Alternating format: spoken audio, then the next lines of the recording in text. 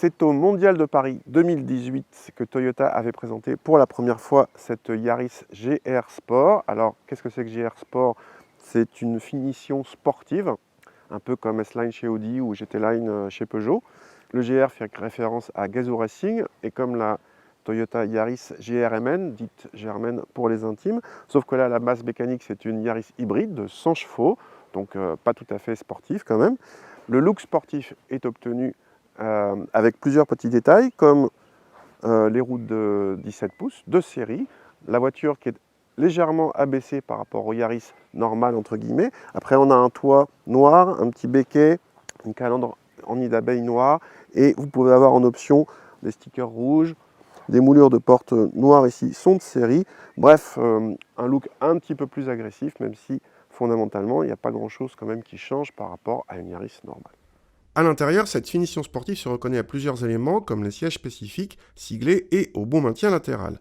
Le volant est comme sur la GRMN tirée du coupé GT86. Pour le reste, on remarque une nouvelle interface sur l'écran central, plus moderne, mais ce n'est pas spécifique à cette version. L'insert décoratif en face du passager a droit à un léger moelleux, mais le reste de la planche de bord est en plastique dur. L'équipement de série de cette version GR Sport est complet pour une citadine, y compris pour les aides à la conduite. À l'arrière, l'espace est compté, mais permet d'accueillir correctement deux adultes pas trop grands. Le coffre est inférieur à la moyenne de la catégorie, mais reste décent avec un peu moins de 300 cm3 selon nos mesures.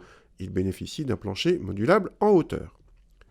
Cette Yaris GR Sport est plus basse que les Yaris normales et elle a droit à des amortisseurs spécifiques et des réglages spécifiques. Elle est plus ferme que les Yaris normales. Alors tout ça, ça donne quoi? Ça donne une voiture qui est effectivement un petit peu plus agile, un petit peu plus dynamique. Il ne faut pas oublier qu'elle est aidée en cela aussi par un poids relativement contenu. Mais surtout, ce comportement assez dynamique entre en grosse contradiction avec la partie mécanique de la voiture. Donc c'est la Yaris hybride avec des performances très quelconques. On est à 35 secondes au millimètre des polarités. Ce n'est pas des relances de foudre de guerre. Et puis surtout, ce fameux effet mobilette qui est présent dès qu'on appuie un petit peu sur l'accélérateur, dès qu'on grimpe une côte ou des choses comme ça, c'est assez énervant en fait.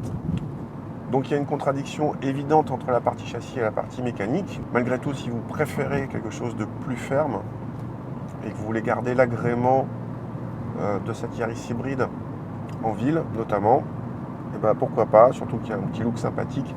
À défaut de sportivité, le gros point fort de cette Yaris hybride vient des consommations très raisonnables, les meilleures de la catégorie avec celles des Suzuki concurrentes comme la Swift ou la Baleno. Cette Yaris hybride GR Sport dépasse les 22 000 € avec un équipement assez complet et son look agressif, mais la Yaris hybride démarre à moins de 20 000 € en finition d'entrée de gamme, moins bien dotée, mais plus confortable et plus cohérente avec sa motorisation.